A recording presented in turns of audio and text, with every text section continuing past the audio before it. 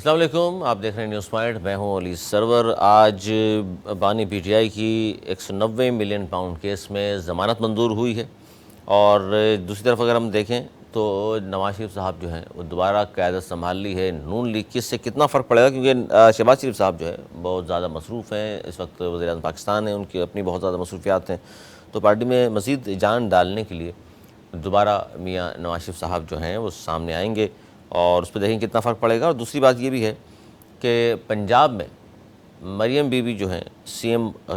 کے طور پر موجود ہیں، اور ان کے اقدامات سے کتنا لوگوں کو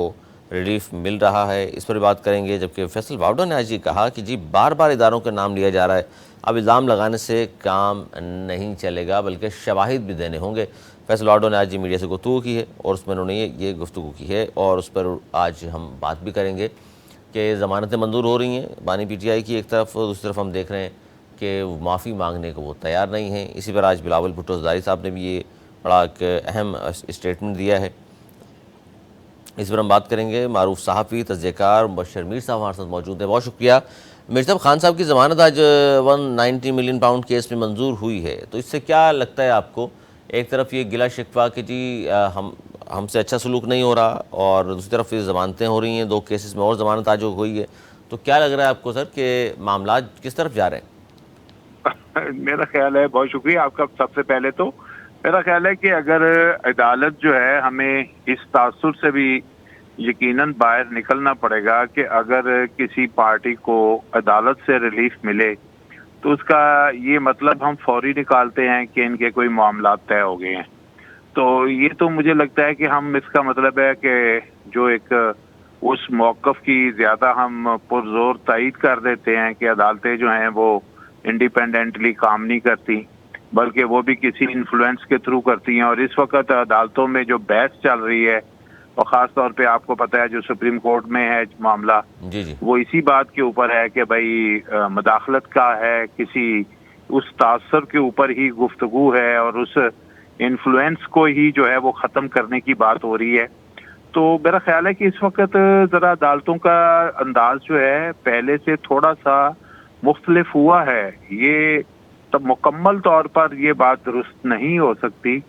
کہ اگر خان صاحب کی ضمانت ہوتی ہے تو اس کا مطلب ہے کہ ان کے معاملات طے پا رہے ہیں۔ اب یہ بھی ہو سکتا ہے کہ عدالتیں بھی اگر ریئلائز کر رہی ہیں کہ جیسے کہ ابھی اب کچھ دن پہلے بھی ایک فیصلہ ہوا ہے، تو اس سے یہ بھی ہے کہ عدالتیں جو ہیں وہ بھی، ان کی بھی ایک پریسٹیج ہے، ان کے اوپر اگر یہ مکمل طور پر جو ہے وہ چیز جو ہے وہ سٹیکر چسپاں ہو جائے گا کہ یہ تو ہر صورت جو ہے وہ ایک کسی انفلوئنس کے تھرو ہی جو ہے وہ ضمانت بھی لیتی ہیں اور سٹے آرڈر بھی دیتی ہیں،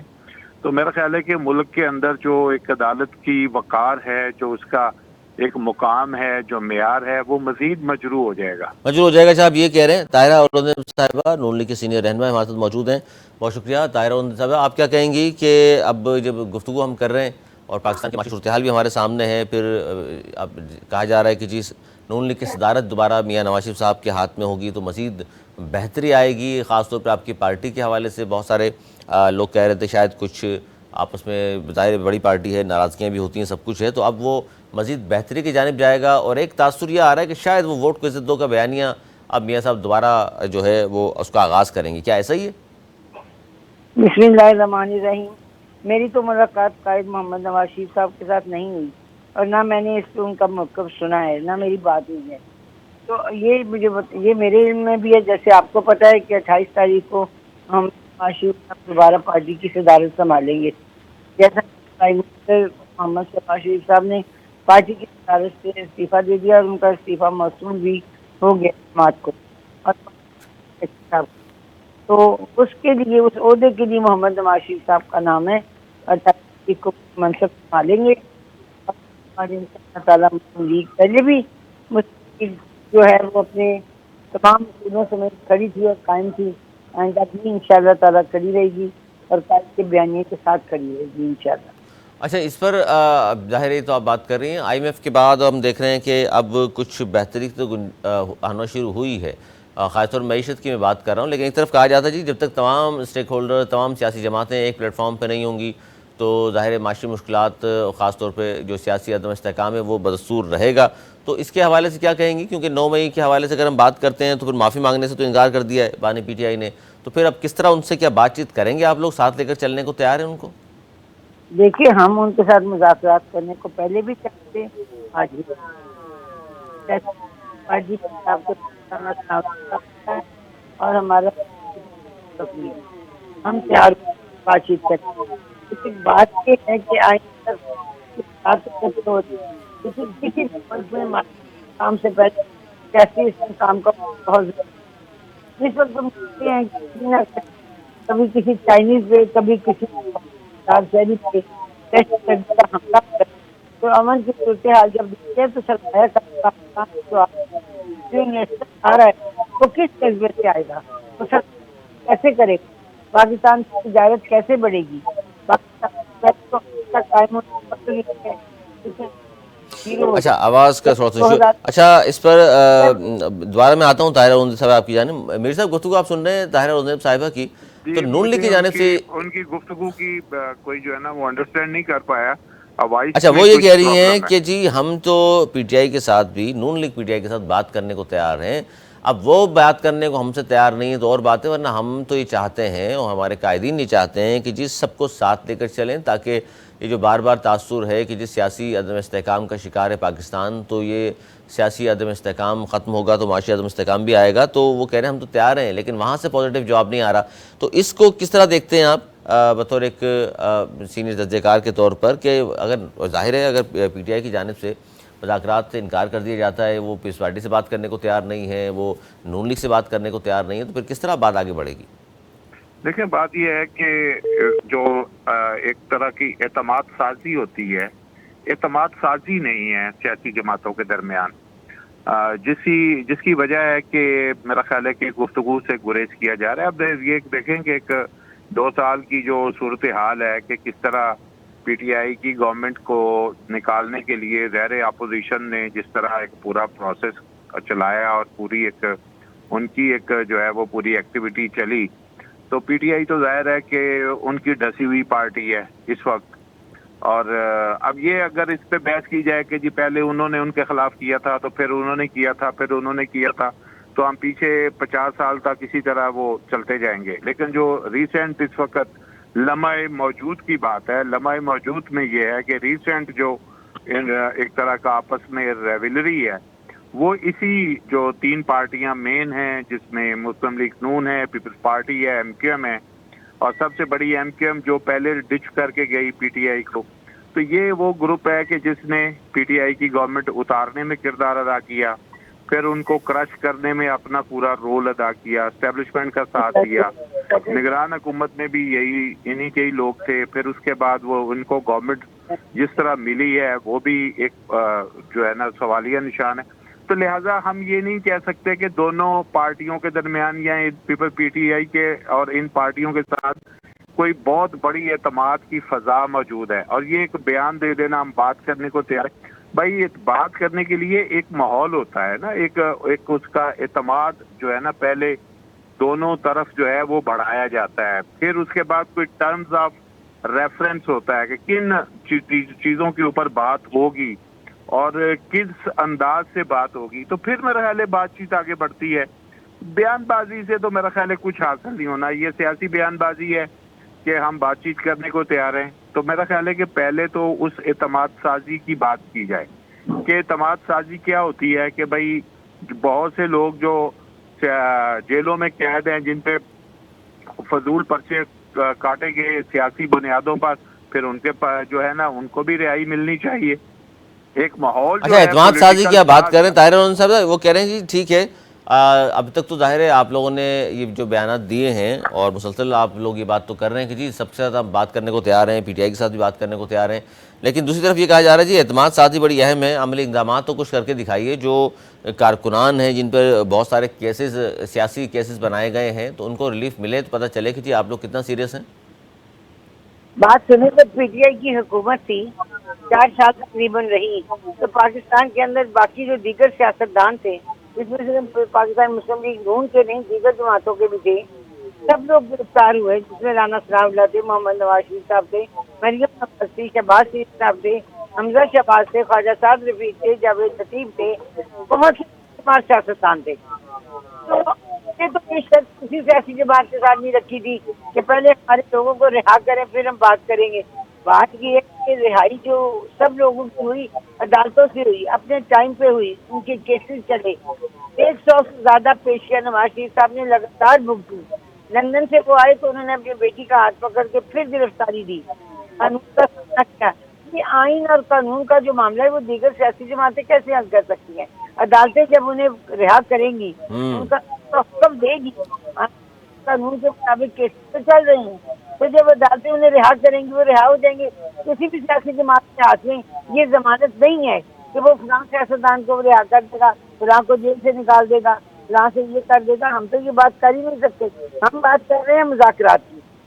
یہ مذاکرات ہم پی ٹی آئی کے تمام جماعت کے رہنماؤں کے ساتھ کرنے کو تیار ہیں, سمیت پی ٹی آئی کی. رہ گئے ان کے مقدمات اور وہ لوگ جو جیلوں میں ہیں تو وہ اپنی تاریخوں پہ اپنے قاعدے سے, طریقے سے, قانونی طریقے سے, آئینی طریقے سے اپنی پیشیاں بھگت کے جو فیصلہ عدالتوں کا ہوگا وہ آ جائیں گے.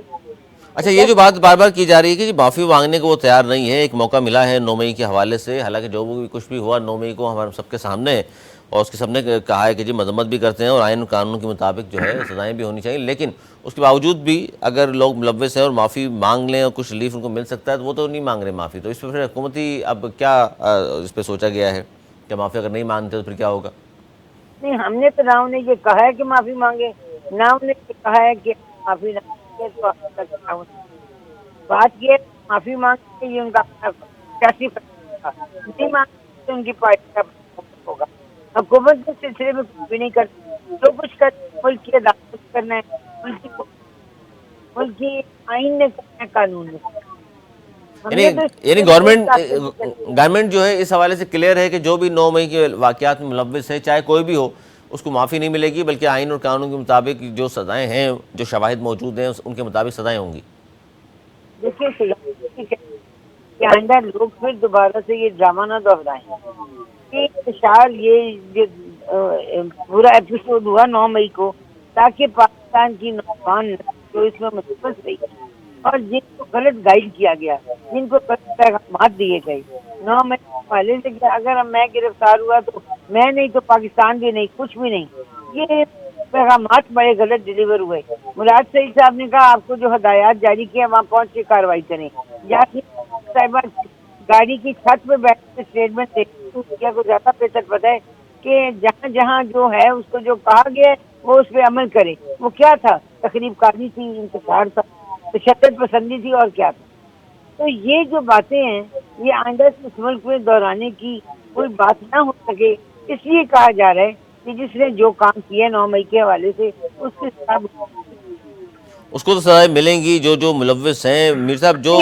لیکن اس میں نہیں, ہم یہ کہتے ہیں کہ ہر ایک نے جو بھی کام کیا اس کی سزا ملنی چاہیے. نہیں, صحیح بات ہے, جو اگر غیر قانونی غیر آئینی کام ہوئے ہیں سزائیں سب کو ہونی چاہیے, چاہے وہ کوئی بھی ہو, تاکہ ملک کے اندر آئندہ سے یہ انتشار نہ ہو. تاکہ آئندہ یہ انتشار نہ ہو. سال تو گزر گیا, 1 سال ہو گیا, اور اب تک ہم دیکھ رہے ہیں کہ بدستور عدالتوں موجود ہیں کیسز. تو گورنمنٹ اس حوالے سے کیا کر رہی ہے؟ نہیں, گورنمنٹ نے تو کچھ نہیں کرنا, جو کرنا ہے عدالتوں نے کرنا ہے, وکلاء نے کرنا ہے, پاکستان آئین اور قانون نے کرنا ہے. تو شواہد تو گورنمنٹ نے دینے نا, گورنمنٹ کے محکموں نے دینے. تو وہ تو شواہد ان کے پاس موجود ہیں, سب کچھ جی میر صاحب. یہ بالکل مذاقہ خیز قسم کی گفتگو ہم 1 سال سے سن رہے ہیں کہ بھائی یہ تو D G I S P R نے جو فرمایا ہے اسی کی ترجمانی کر رہی ہیں میری بہن. بات یہ ہے کہ جو میری ذاتی رائے یہ ہے, ایز اے جرنلسٹ بھی میری یہی رائے ہے کہ کوئی معافی شافی نہیں ہونی چاہیے, نہ کسی کو مانگنی چاہیے نہ کسی کو دینی چاہیے. اور معافی دینے کا اختیار کس کو ہے؟ کسی ایڈمنسٹریشن کو نہیں ہے. یہ معاملہ جو ہے یہ عدالت پہ چھوڑنا چاہیے. اس کی آزادانہ جوڈیشیل انکوائری ہونی چاہیے. جنہوں نے غلط کیا ان کو سزائیں ہونی چاہیے. عدالت جس کو بے گناہ سمجھے اس کو عدالت جو ہے وہ بری کرے. اس میں معافی مانگنا, کسی ایڈمنسٹریٹر کے آگے معافی مانگنا, کسی ملک کے سی او کے آگے معافی مانگنا, یہ وہ بات نہیں ہے. اس کو جو ہے نا اب عدالت میں اس کا فیصلہ کرنا چاہیے, اس میں وہ چیز نہیں ہونی چاہیے. پھر دوسری بات یہ ہے کہ اس وقت گورنمنٹ خود بہت کمزور وکٹ پہ کھڑی ہے. گورنمنٹ 2/3 اکثریت کھو چکی ہے. اس وقت گورنمنٹ کی جو آئینی دیوالیہ پان ہے وہ ہمارے سامنے ہے. یہ جو حالیہ فیصلہ ہوا ہے سپریم کورٹ کے اندر, اس کے بعد 77 سیٹس گئی ہیں, معطل ہو گیا. اور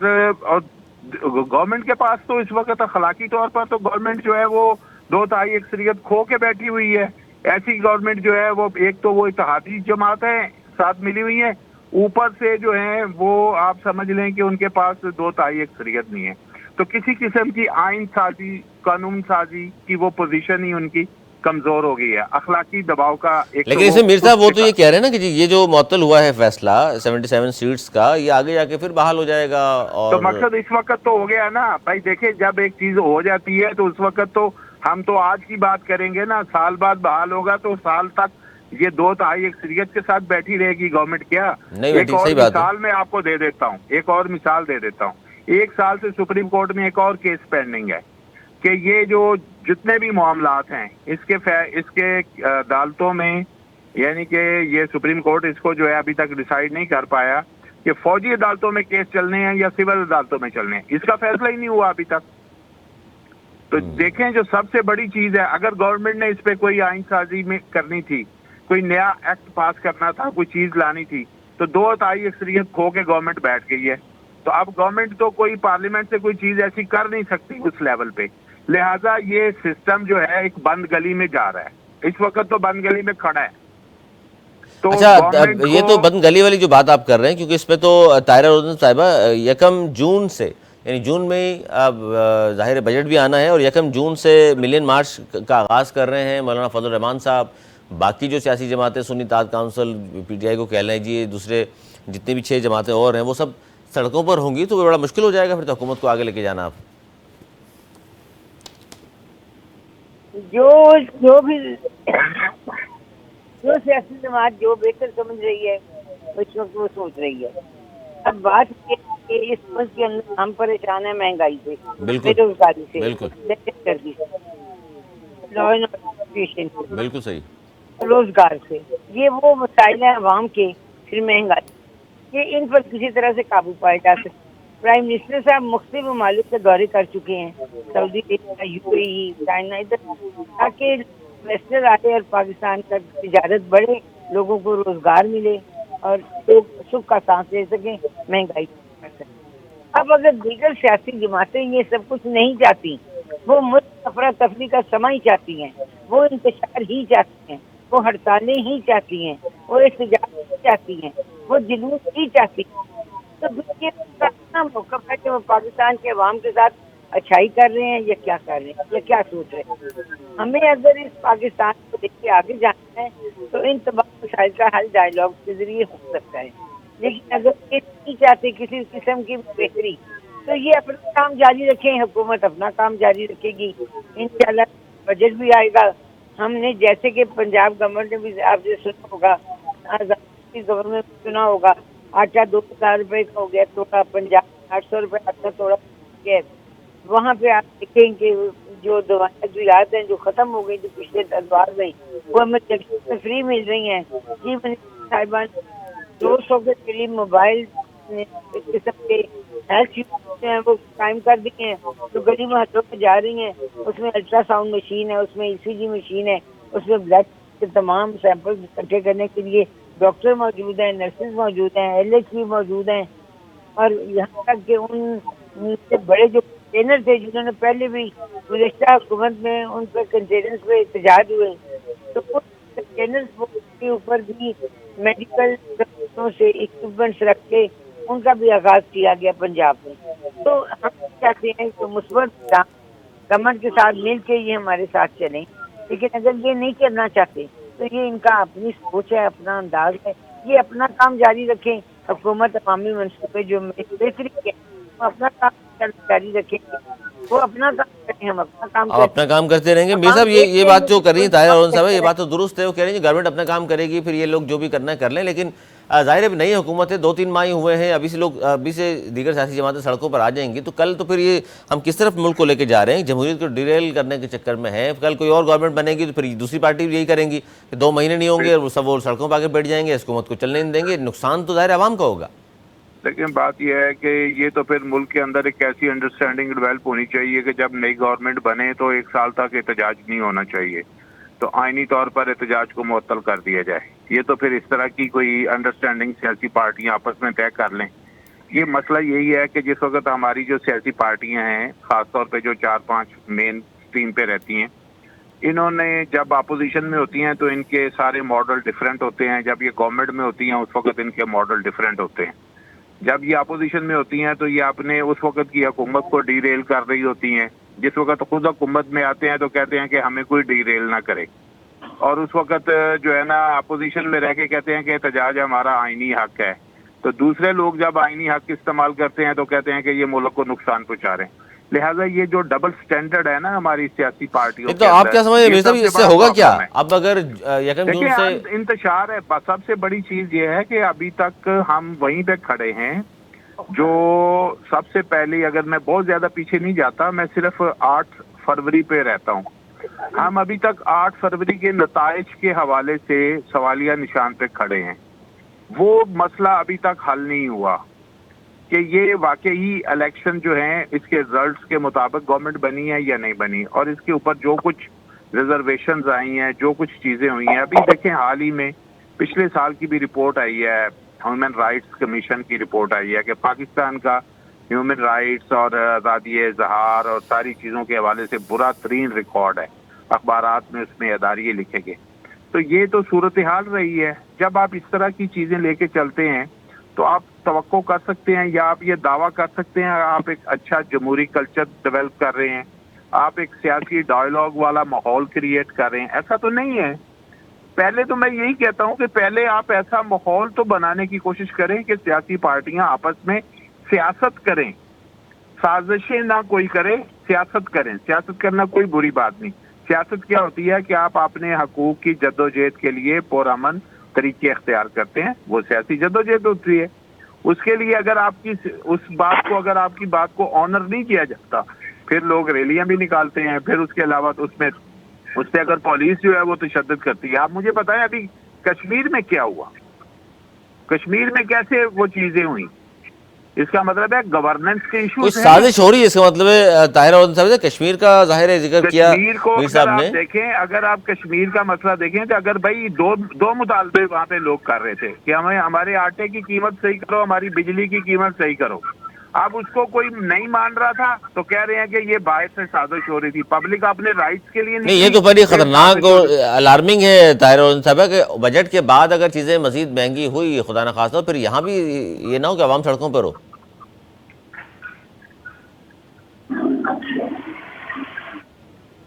جی طاہر صاحبہ،